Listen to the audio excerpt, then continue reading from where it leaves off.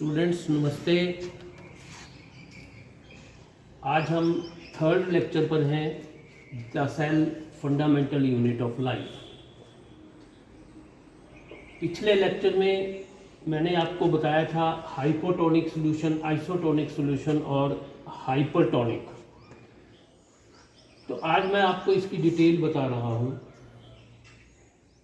Hypotonic solution when there is higher water concentration outside the cell and lower water concentration inside the cell, the water will enter into the cell.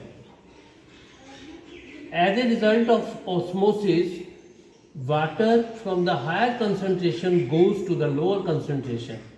This is plasma membrane. Plasma membrane is a semi-permeable membrane. It allows some solutions to enter into it and some solutions to go out of it. So water can enter into it.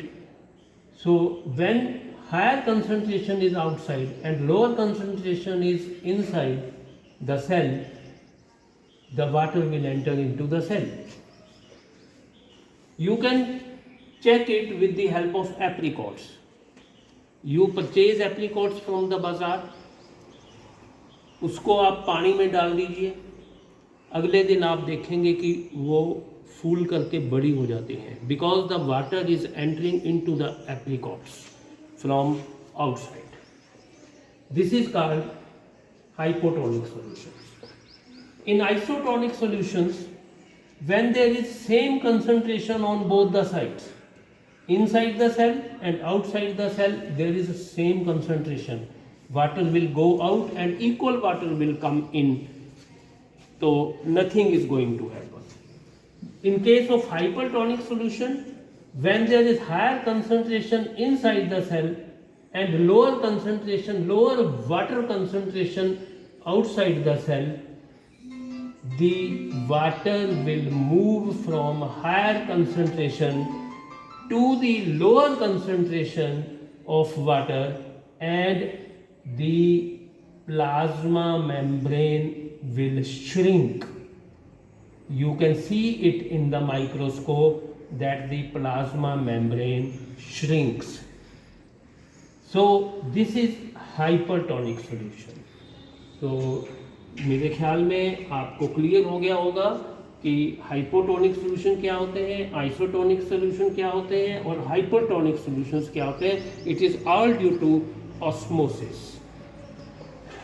Students, because of osmosis water enters into the roots of the plants. Now I come to cell wall. Till now I have explained plasma membrane. Cell wall बाहर की तरफ होती है, plasma membrane थोड़ा सा अंदर की तरफ होती है. याद रखिएगा, सेल वॉल और प्लाज्मा मेम्ब्रेन में फर्क होता है. So cell wall is composed of cellulose. This is cell wall, और inside it this is plasma membrane.